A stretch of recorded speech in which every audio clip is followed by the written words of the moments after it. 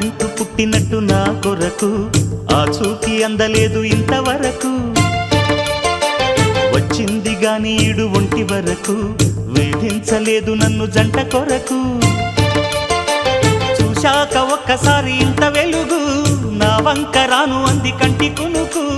ఈ అల్లరి గారడి నీలీల అనుకోనా నీ పేరు ప్రేమ అవునా ఇవాళే నిన్ను పోల్చుకుందా